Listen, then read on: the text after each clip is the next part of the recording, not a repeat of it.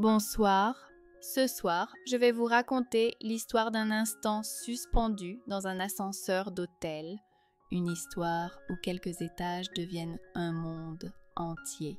Une histoire où le silence est plus bruyant que n'importe quelle déclaration. Et croyez-moi, parfois, il suffit d'une panne pour que tout bascule. Le hall de l'hôtel brillait de marbre et de dorure. Je revenais d'un dîner trop long, trop mondain, le sourire figé par les convenances. J'avais retiré mes talons, serrés dans ma main, mes pieds nus glissaient sur le tapis épais. Je voulais seulement retrouver ma chambre, m'enfermer, respirer. L'ascenseur m'attendait, vide, avec ses parois de miroir et sa lumière douce. Je suis entrée, j'ai appuyé sur le bouton et la porte s'est refermée dans un silence feutré. Un souffle derrière moi m'a surprise. Un homme venait d'entrer au dernier moment. Grand, sûr, son parfum discret s'est diffusé dans l'air étroit de la cabine. Nos regards se sont croisés dans le miroir et j'ai senti mon ventre se nouer.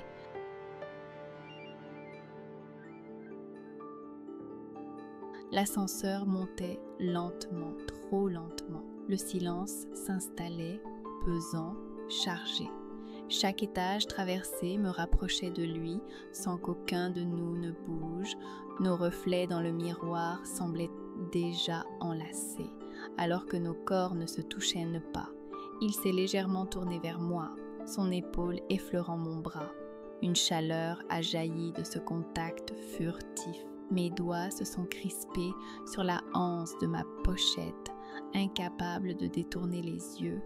Le temps se dilatait, chaque seconde devenait une provocation.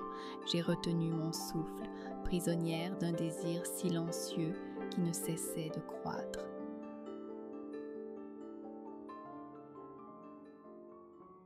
Un léger sursaut, l'ascenseur a tremblé, puis s'est arrêté brusquement entre deux étages. La lumière a vacillé, le silence a redoublé.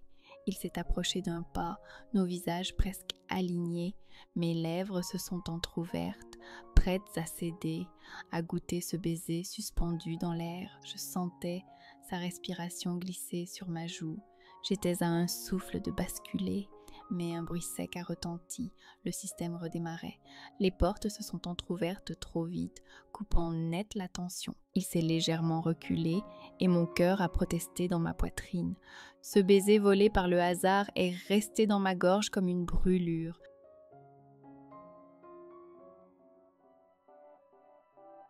Nous étions toujours enfermés, mais cette fois dans une attente plus dangereuse encore. L'ascenseur reprenait sa lente ascension et chaque étage manqué renforçait le poids du silence. Il s'est penché vers le panneau de commande, son bras effleurant ma poitrine. Je n'ai pas bougé, incapable de reculer, incapable de respirer autrement qu'à son rythme. Nos reflets dans le miroir nous montraient plus proches que jamais. Il me dominait sans un mot et je me laissais faire, docile, offerte à cette tension irrésistible. Mes cuisses se sont serrées, ma gorge s'est asséchée. Chaque seconde me poussait davantage au bord de moi-même. J'étais une proie qui n'attendait plus que la morsure.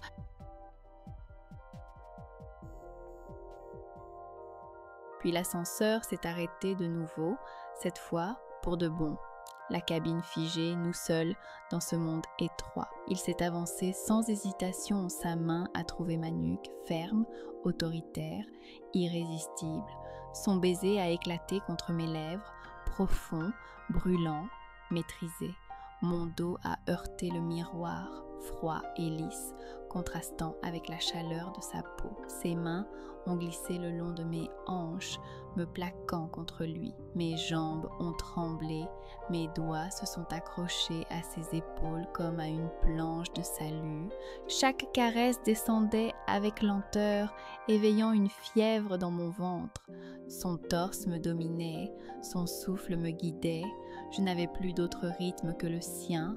Mes lèvres se sont ouvertes, avalant son désir. Mes cuisses se sont offertes malgré moi. Chaque mouvement était mesuré, mais chargé d'une intensité sauvage. La cabine entière vibrait de nos corps mêlés, comme si l'hôtel retenait son souffle. Quand l'extase m'a traversée, ce fut une déflagration silencieuse, brûlante, infinie. Je n'étais plus qu'un frisson, une onde, une femme dévorée et sauvée dans le même instant.